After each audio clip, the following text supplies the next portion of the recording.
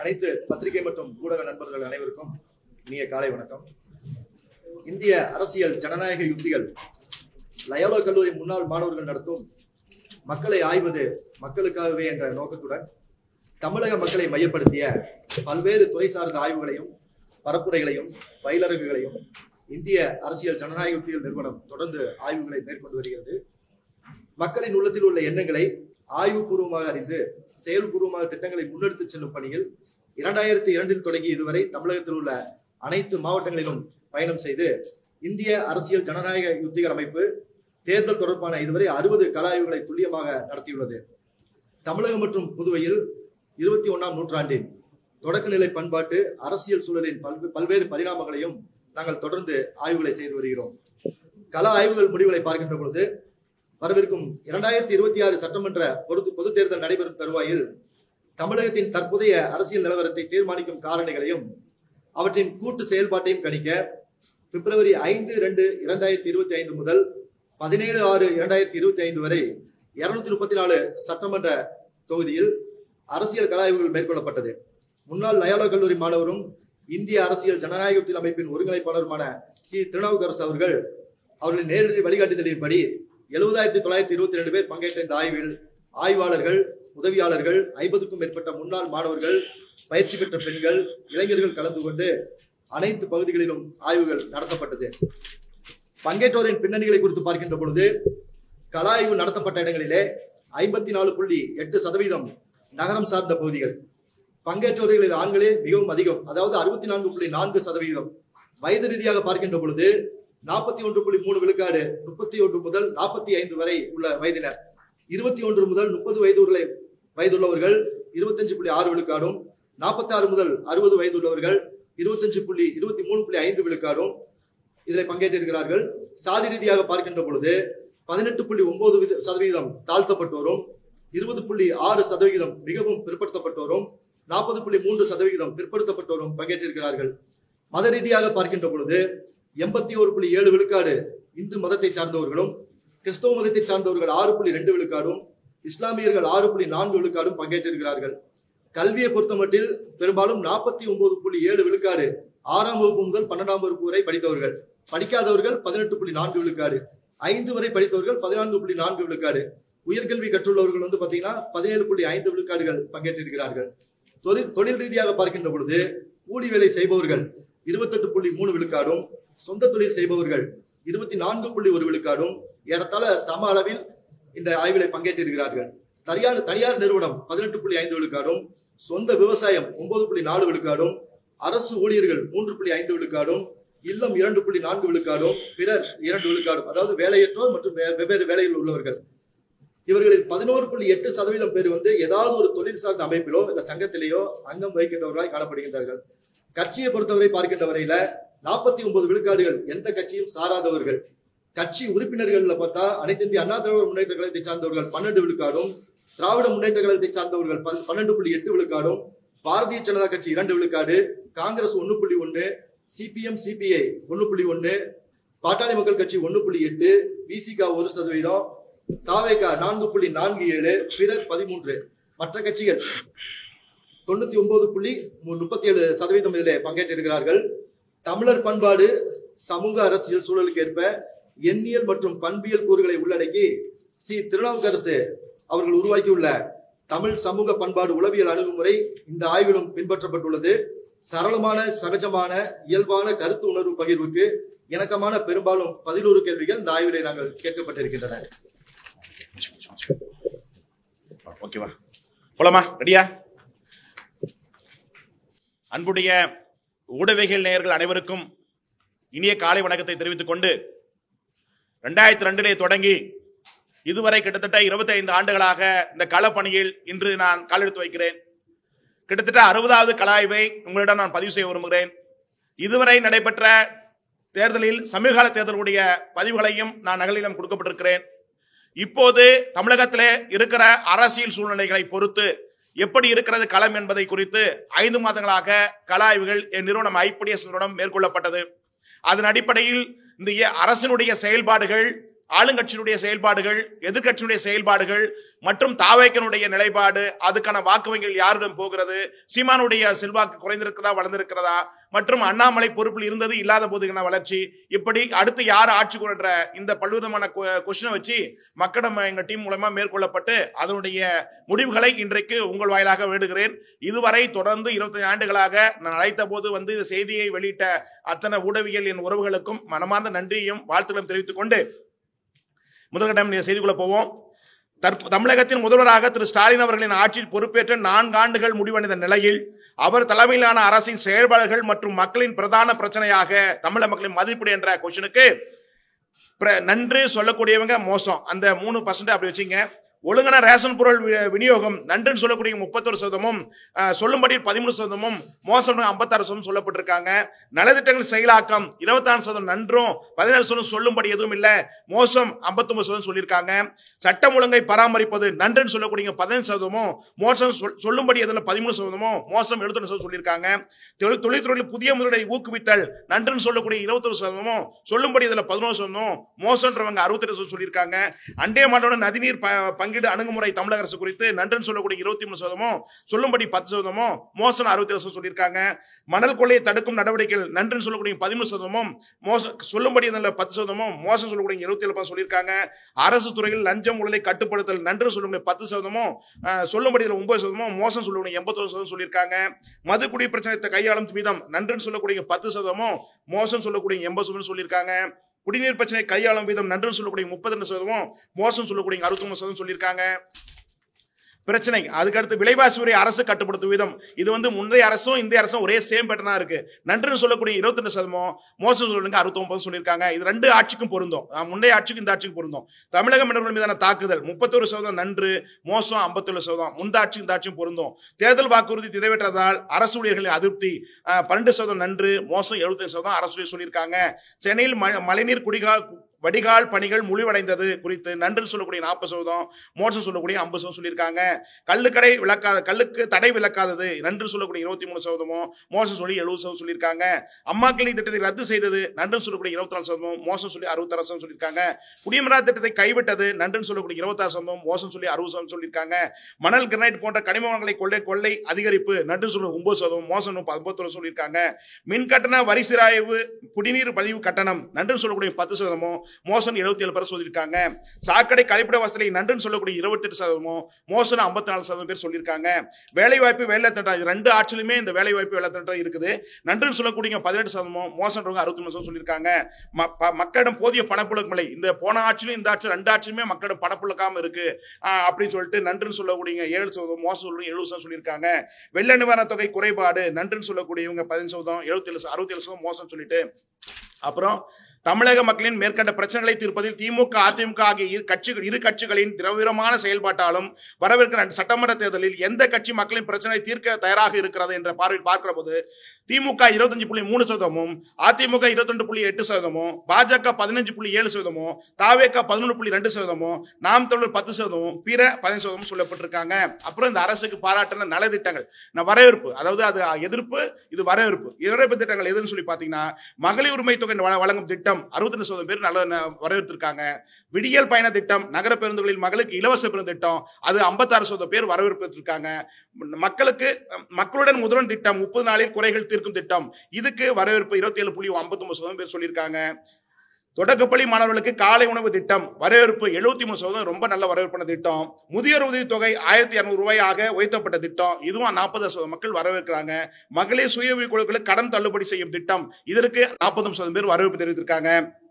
அந்நிய தொழில் முதலீடுகள் ஈர்ப்பு, இதுல 36% மக்கள் வரவேற்பு தெரிவிச்சிருக்காங்க. உயர்கல்வியில் முன்னேற்றம் 40% பேர் வரவேற்பு தெரிவிச்சிருக்காங்க. மக்களை தேடி மருந்தகம் 21% பேர் வரவேற்பு தெரிவிச்சிருக்காங்க. இல்லம் தேடி கல்வி திட்டம் கொரோனா காலத்துல 30.44%, கலைஞரின் வேளாண்மை வளர்ச்சி திட்டம் 49%, முதல்வரின் முகவரி திட்டம் 35%, புதுமை பெண் திட்டம் 59%, நான் முதல்வன் திட்டம் 43%, நான் புதுவன் திட்டம் 30%, கலைஞரின் கனவு இல்லம் திட்டம் இலவச வீடு 18.20%, தாயமலர் வறுமை ஒழிப்பு திட்டம் 15%, இலவச வீட்டு மனை பட்டா 70% மக்கள் இது இந்த அரசுக்கு வரவேற்பான திட்டங்களாக இது பார்க்கப்படுறாங்க.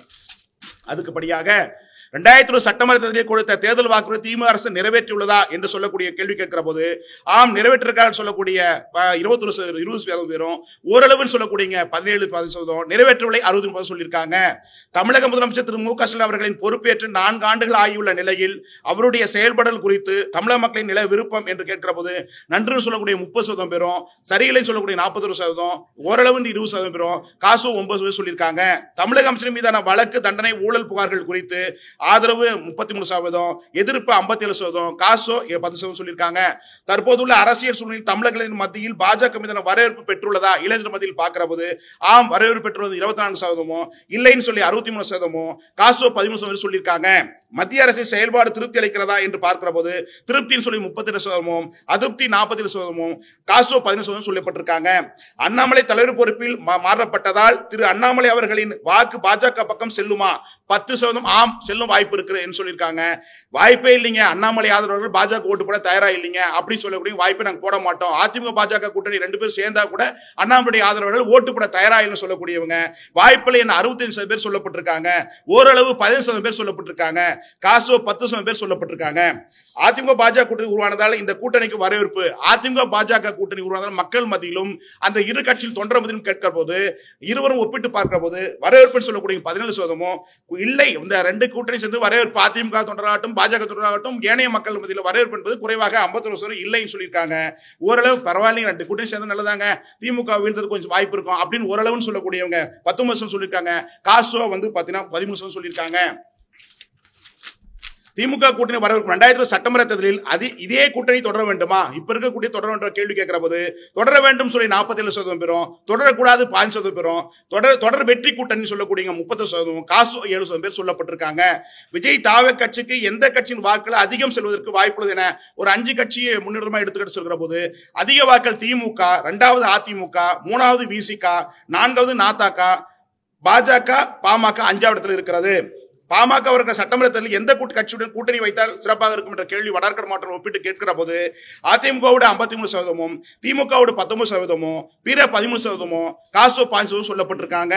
தமிழகத்தில் எதிர்க்கட்சி தலைவர் திரு எடப்பாடி அவர்களின் செயல்பாடு குறித்து என்ன நினைக்கிறீர்கள் என்று கேட்கிற போது ஆதரவு என்று 35%, எதிர்ப்பு என்று 30%, பரவாயில்லை 5%, சொல்லும்படி 20% பேர் சொல்லப்பட்டிருக்காங்க. தமிழக பாஜக முன்னாள் மாநில தலைவர் திரு அண்ணாமலை அவர்களின் பேச்சு செயல்பாடு மக்கள் மத்தியின் மதிப்பீடு குறித்து கேட்கிற போது வரவேற்பு 59%, அதிக வெறுப்பு 31%, காசோ 10% சொல்லப்பட்டிருக்காங்க. அடுத்தபடியாக தமிழக அரசின் அமைச்சர்கள், சட்டப்பேரவை மற்றும் நாடாளுமன்ற உறுப்பினர்கள், அரசு துறை அதிகாரிகள் தமிழக முதலமைச்சர் திரு மு க ஸ்டாலின் அவர்களின் முழு கட்டுப்பாடு இருக்கிறார்களா என்று கேட்கிற போது ஆம் கட்டுப்பாடு தான் இருக்கிறாங்க 52%, இல்லை 30%, காசு 17% சொல்லப்பட்டிருக்காங்க. தமிழகத்தில் புதிய வாக்காளர்கள், அதாவது கிட்டத்தட்ட 1,10,00,000 வாக்காளர்கள் புதிய வாக்காளர் போன பாராளுமன்றத்தில் பதிவு செய்யப்பட்டாங்க.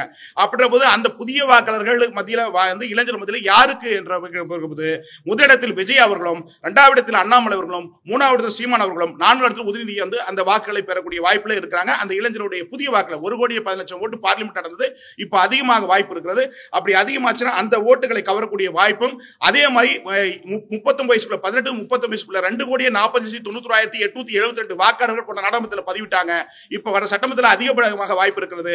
அந்த வாக்குகளிலும் பாத்தீங்கன்னா விஜய், அண்ணாமலை, சீமான், உதயநிதி இவர்களுக்கான 4 சூழ்நிலை தான் நிலவுகிறதா பார்க்கப்படுது.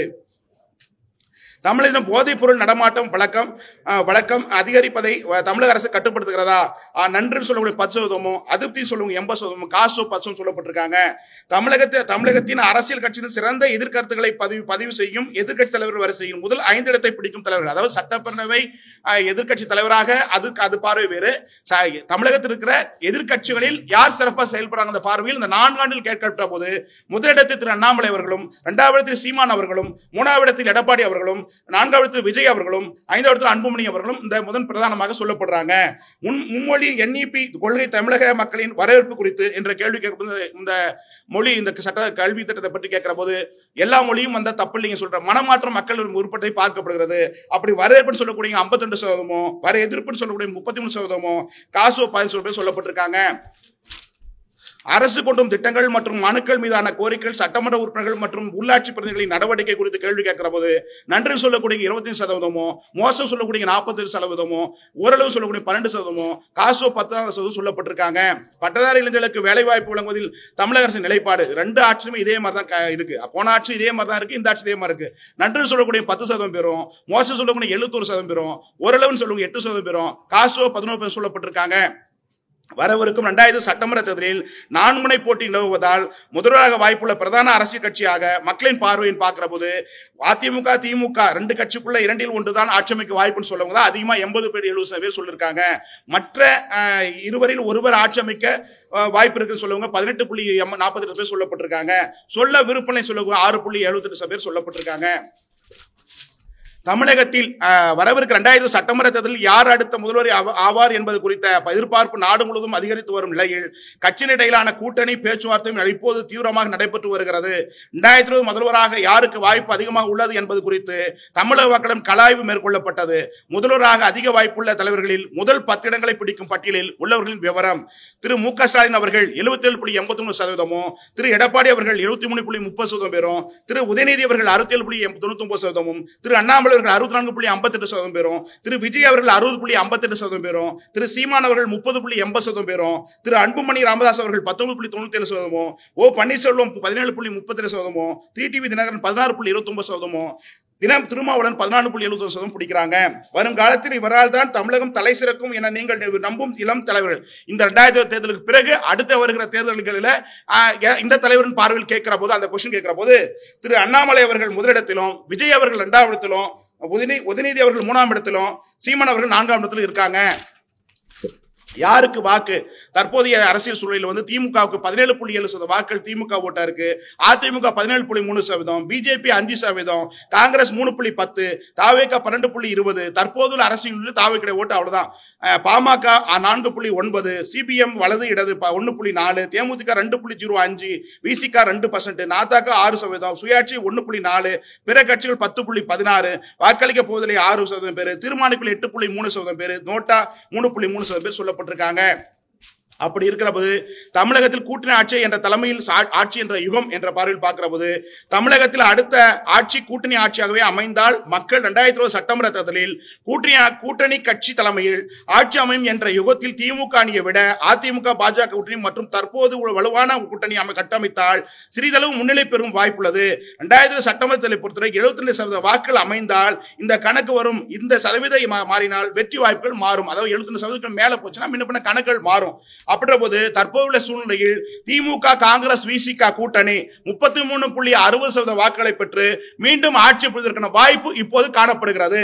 அடுத்தபடியாக அதிமுக பாஜக பாமக கூட்டணி அமைந்தால் 28.70% வாக்குகள் தான் பெற வாய்ப்பு இருக்கிறது. இடமாறும் இரு கட்சிகள் தாவேக பாஜக இது நாம் தாக்கா. இதுல என்ன பிரச்சனை?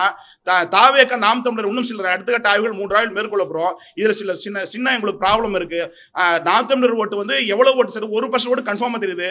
அது ஏறுதா இறங்குதா இன்னும் அடுத்து வர ஆய்வுல தான் எங்களுக்கு புலம்படும். அப்படி பாக்குறப்ப தான் அந்த 25% 2 பேரையும் அடக்கியிருக்கேன். அப்புறம் விஜய் அவர்களுக்கு 18% வாக்கள் கூட்டணி இல்லாமல் அதிமுக கூட்டணிக்கு சேராமல் தனித்துவமா இருந்தால் நிச்சயமாக 18% வாக்களை புடிவதற்கு குறைஞ்சபட்சம் வாக்கு எண்ணிக்கை சொல்கிற போது 80 லட்சம் வாக்களுக்கு மேலாக செல்வதற்கு வாய்ப்பு இருக்கிறது. அப்படி இருக்கிற போது இது கூட்டணியாக அதிமுக சேர்ந்தால் ஓட்டு சதவீதம் குறைவதற்கான வாய்ப்பு இருக்கிறது. தனித்துவம் இருந்தால் எப்படி மக்கள் நீதி மையம் என்ற கட்சி கூட்டணி இல்லாமல் இருந்த போது சதவீதம் உயர்ந்ததோ திமுக சதவீதம் குறைந்ததோ அதுபோல் தாவேக கூட்டணி இல்லாமல் தனித்துவம் என்றால் சதவீதம் கூடுவதற்கு வாய்ப்பு இருக்கிறது. கூட்டணி சேர்ந்தால் வாய்ப்பு குறைவு அப்படின்னு அந்த பார்வையில் எடுத்துக்கலாம். 25.3% கட்டாயம் ஒரு சட்டமன்றத்தில் இந்த தாக்கம் பாதிப்பு ஏற்படுத்த இந்த நொடியில் நான் பதிவு செய்யப்படுறேன். அப்புறம் பிற நோட்டா தீர்மானிக்கப்படாத 8% அந்த சேர்த்து 18.40%. இதுல 8% வாக்குகள் மாறுகிற போது இந்த அதிமுக கூட்டணி திமுக கூட்டணிக்கு மார்ஜின் ஆகும். அப்படி பார்வையில் பார்க்கிற போது திமுக கூட்டணி எண்ணியல் சட்டமன்ற தொகுதி அடிப்படையில் பார்க்கிறப்போ 136 சட்டமன்ற தொகுதி வரை பிடிக்க வாய்ப்பு கணக்கு வச்சுக்கலாம். அது இன்னும் அடுத்த ஆய்வுகள் முழுமைப்படும். அதே மாதிரி அதிமுக பொறுத்தவரை தற்போதைய சூழ்நிலையும் கூட்டணி அமைத்தாலும் 80 தொகுதி வரை கணக்கில் வச்சுக்கலாம். அதுக்கடுத்து இழுபறியா இருக்க 41 தொகுதிகள் தாவேக கட்சியினுடைய பாதிப்பு அந்த வாக்குலாம் திமுக அதிமுக மார்ஜின் மாறுவது வாய்ப்புறது. இனி வருங்காலத்துக்கு எடுக்கிற ஆய்வின் அடிப்படையில் இந்த எவ்வளவு ஓட்டுகின்றது 40% கிடைக்க முடியாத தொகுதி இருக்கு. அந்த 40% யாருக்கு மாறுகிறதோ அதன் அடிப்படையில் ஆட்சி வாய்ப்பு எடுத்துக்கொள்ளலாம்.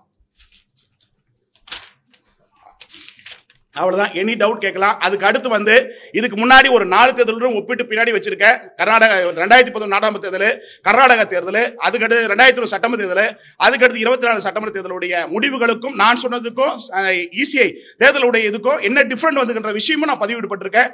கிட்டத்தட்ட 24 ஆண்டுகளாக நடுநிலையாக யார் ஒரு ஆதரவு இல்லாம ஒரு காலத்தில் திமுக சொம்புறது, இப்ப பாஜக இதுன்றது எனக்கு வருத்தம் அளிக்குது. ஏன்னா யார் ஒரு தெய்வம் நான் நல்ல தனி ஒருவனாக கடுமையான இன்னைக்கு கடன் தான் பட்டிருக்கேன். இன்னைக்கு வரை என் காசு தான் போயிருக்கு. ஒருத்தருடைய உதவியும் இல்லாம இன்னைக்கு வரை 25 ஆண்டுகளா அந்த களத்தில் நிற்கிறேன். ஒவ்வொரு முறையும் உங்களை சந்திக்கிறேன். அந்த பதிவை நான் ப்ரூவ் பண்ணியிருக்கேன். அதனுடைய சமீபத்தினுடைய நடந்த தேர்தல்கள் ஒரு 4 தேர்தல் எடுத்துக்காட்டா சொல்லியிருக்கேன். அதையும் ஒப்பிட்டு பொறுப்பான கேள்வி கேளுங்க, பதில் சொல்றேன்.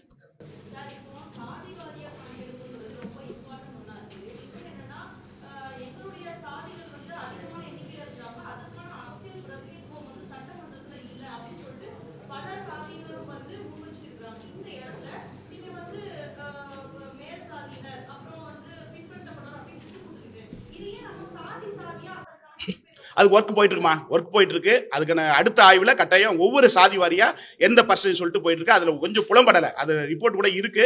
அது இன்னும் கொஞ்சம் சில டேட்டா செட் இருக்கு. எடுத்து அதை கண்டிப்பா அடுத்த ஆய்வுல உங்களுடைய இதை நான் பதிவிடுறேன். அது கட்டாயம் வேலை நடந்துட்டு இருக்கு.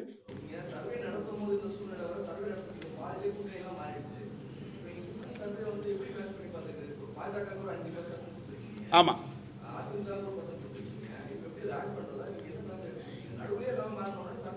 எது சொல்றீங்க?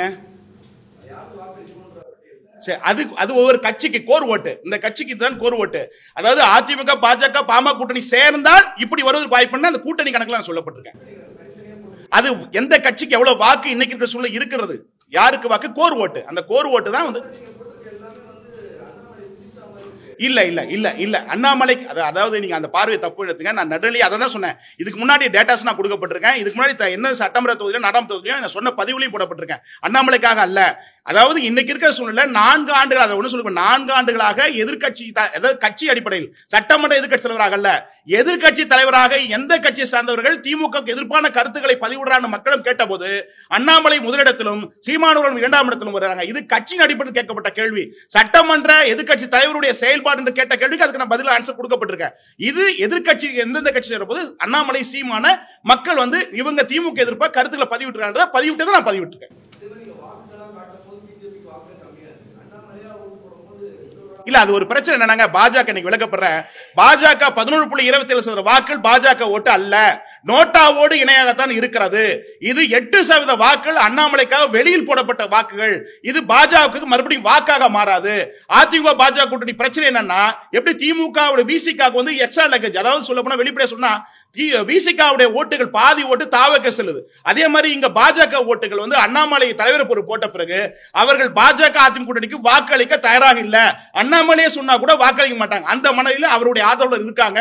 அப்படி பார்க்கிற போது பாஜக வந்து நோட்டா கணையான கட்சியா இருக்க ஒழிய நயனா நகர் முகத்தை பார்த்தோ, நான் செல்வ பிறந்த முகத்தை பார்த்தோ ஓட்டு பெற சொல்ல வாக்காளர்கள் அல்ல. அப்படி இருக்கிற போது அண்ணாமலை இல்லாதது மைனஸாகத்தான் இருக்கிறது. அந்த வாக்குகள் தாவக செல்கிறதா இல்ல மாற்றுகள் செல்றதா அடுத்த ஒரு ஆய்வில் தெரிய வரும். ஆமா இருக்கு, 8% வாக்குகள் இருக்கு. அதை நன்கு நான் டீப்பா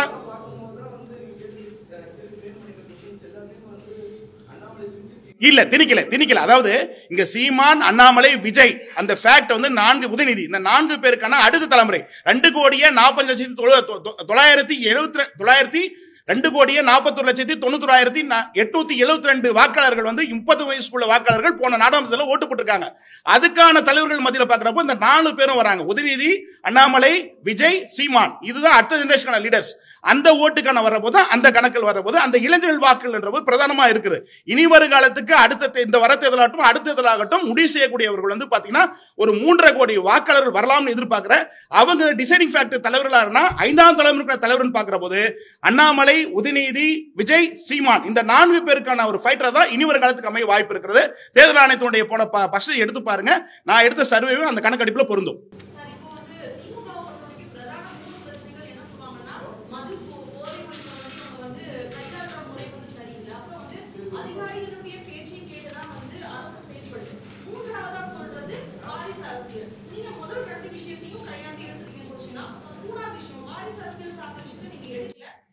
எடுத்திருக்க அடுத்த ஆய்வில் வெளியிடுறேன். அது எடுத்திருக்கு கிட்டத்தட்ட 55 பக்கம்.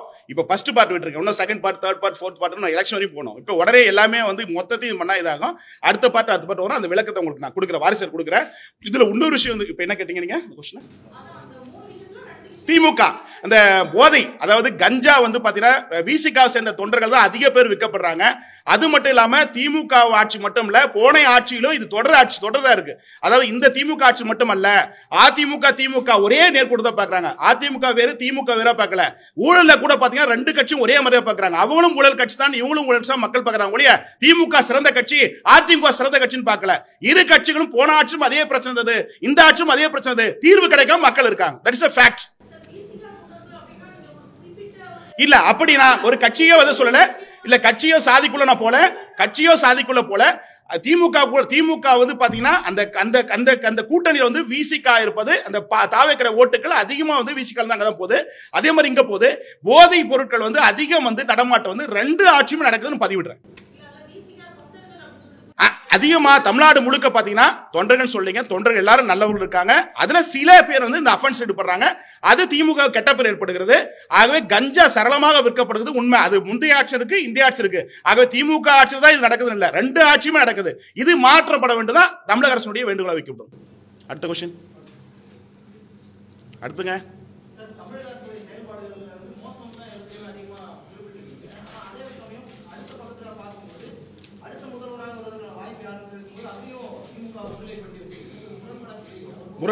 அதாவது தமிழகத்தை பொறுத்தவரை தமிழ் மண்ணை சேர்ந்த தமிழ் மொழி இயக்கங்கள் தான் இனி வருங்கால வாழ்வு. இனி வருங்காலத்துக்கு உன்ன கால் நூறாட்டுக்கு எனக்கு தெரிஞ்சு இருந்த 25 வருஷமா ஆய்வு பண்ணிருக்க போது தேசிய கட்சிகள் பாஜக, காங்கிரஸ், இடதுசாரிகள் யார் ஒரு தேசிய கட்சிகளும் தமிழ்நாட்டில் இதுக்கு மேல் இடம் கிடையாது. மாநில கட்சிகள் மட்டும்தான் இடம். அப்படி பார்க்கிற போது தமிழகத்தில் ஆண்ட கட்சி, ஆளுகிட்ட கட்சி, இப்ப ரெண்டு கட்சி தான் அடுத்த தேர்தலில் வந்து வலுவான கட்சி. தாவேக புதுமையாக வந்த கட்சி. அப்படிங்கிற போது இந்த எல்லா கட்சியும் அனலைஸ் பண்ற போது திமுக அதிமுக இடையிலான போட்டியா வருகிற போது அதுல முதலமைச்சர் போது ஸ்டாலின் முதலிடத்துல, இரண்டாவது எடப்பாடி அந்த அதுல ஒப்பிட்டு பார்த்தீங்கன்னா கணக்கு புரியும்.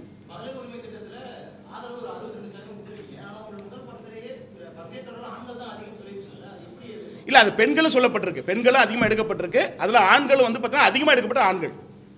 அடுத்த கொஸ்டின்.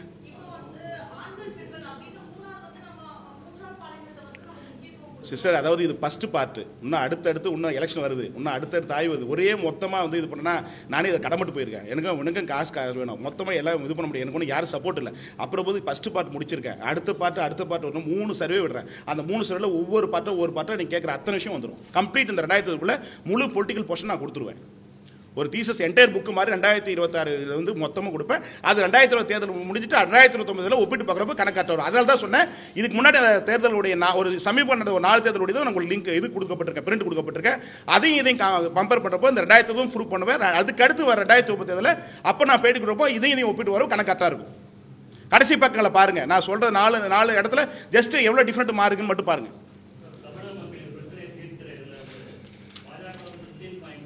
அதுல ஒரு நல்ல கொஸ்டினுங்க. அதுல கேட்கிற போது அண்ணாமலை இருந்த போது, அதை மெயினா வச்சுக்கணும், அண்ணாமலை தலைவராக இருந்த போது அப்ப இருந்த சூழ்நிலைக்கு இப்போக்கு மாறுபட்டிருக்கு. அதுல கட்டாயம் வந்து 5 மாச சர்வே இது. அதுல வந்து கட்டாயம் கொஞ்சம் பர்சன்டேஜ் மாறும், குறையதுக்கான வாய்ப்பு இருக்கு. ஸோ அதுல இந்த பர்சன்டேஜ் பொருந்தாது, அதுல கட்டாயம் குறையும். இது 5 மாச கம்ப்ளீட்டுக்காக இதை கொடுத்துருக்கு. அண்ணாமலை இப்ப கட்சியில் இருக்கிறதுனால இருக்கிறாரோ, தேசிய பொறுப்பாளரோ, இல்ல கட்சி விட்டு வெளியே போறாரோ, இல்ல புது கட்சி தொடங்குறாரோ எனக்கு தெரியல.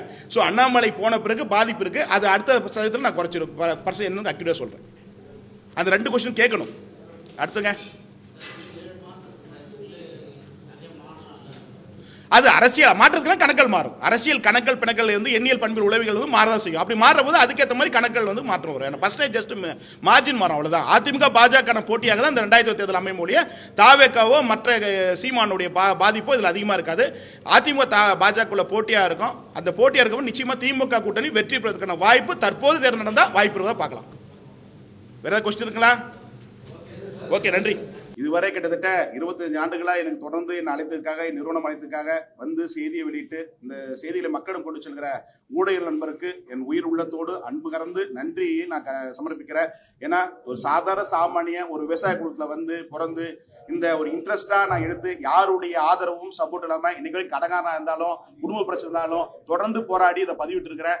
மக்களிடம் கொண்டு செல்லுங்க, இந்த செய்தி மக்களிடம் போய் சொல்லட்டும், அரசியலை பற்றி புரிதல் வரட்டும். ஸோ தொடர்ந்து இந்த பணிகளை நாங்கள் முன்னெடுத்து மேற்கொள்வோம். ஒத்துழைப்பு அத்தனை உடவியல் நண்பர்கள் நேயர்கள் அனைவருக்கும் நன்றியை தெரிவித்துக் கொள்கிறோம்.